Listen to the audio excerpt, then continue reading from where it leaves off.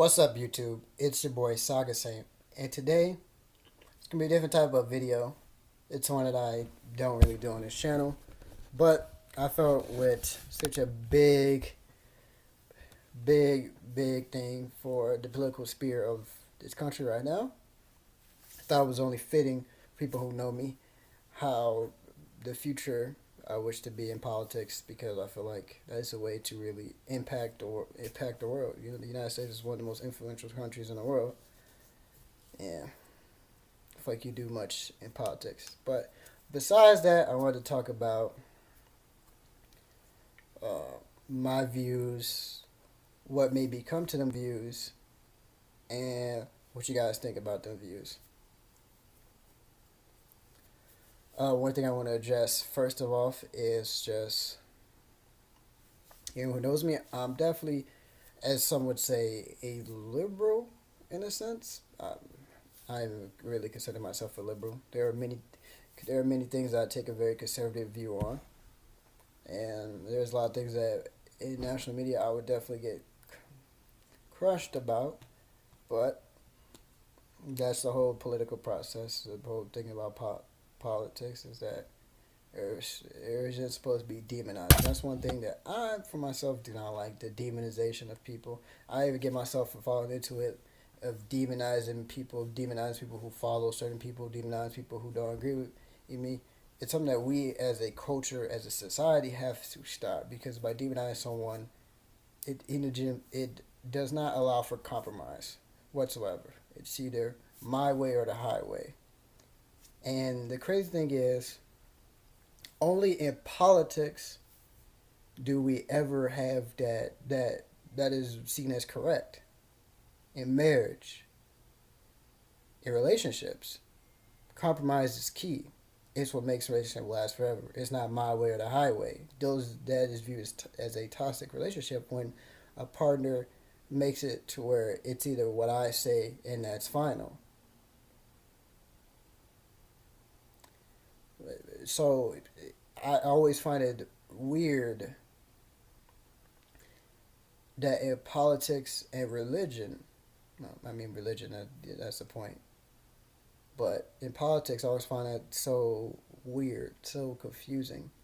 That in every other aspect of life and work, in relationships, that in any other relationship across the board, compromise is the definition of how it's supposed to be. That's ideally how it's supposed to be. And we're supposed to go for the idea as much as possible. Right now, we are in a very decisiveness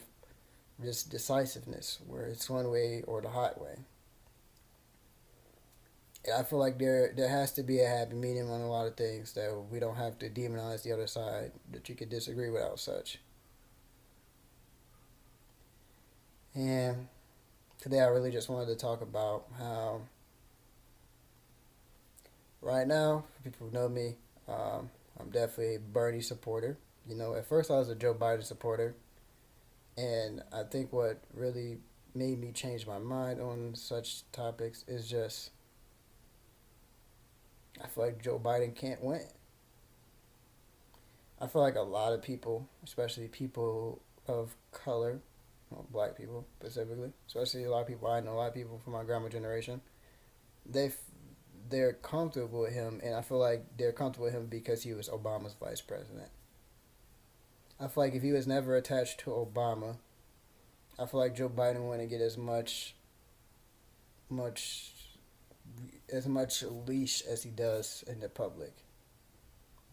He's not as sharp as a lot of candidates in the field. He compared to a lot of clients, he has been on the wrong side of history. And I feel like he's more the same old. And throughout history, the same old does never, ever gets the job done. When same old gets to running, when we follow the same track, we become stagnant. The dark ages happen because we wanted to be stagnant. When things are business as usual, it leads to catastrophe. Sorry for saying that so bogus. So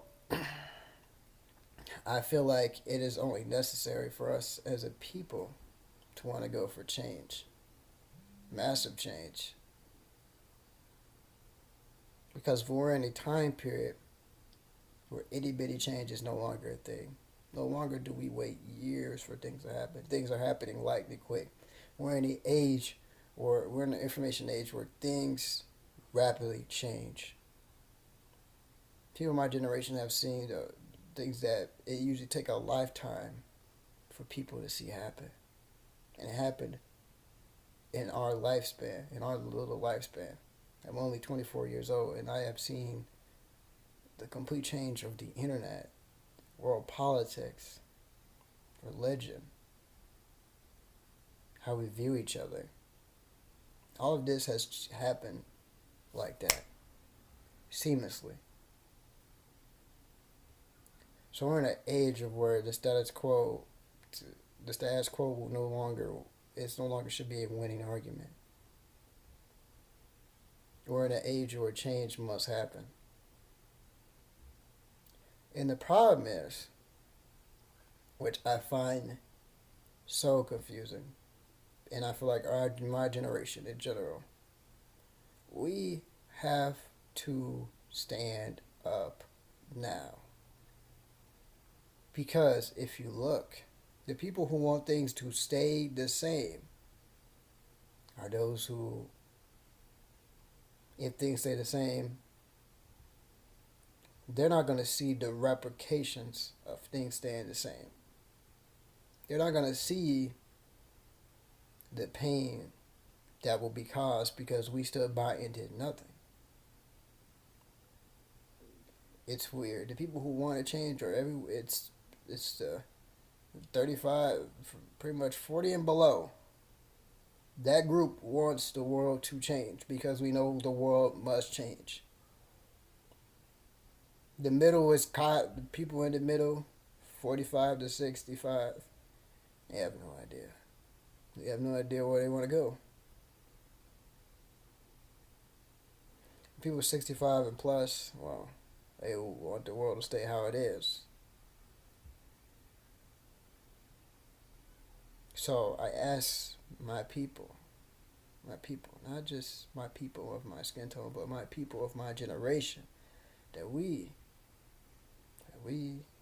have to just do what we think is right.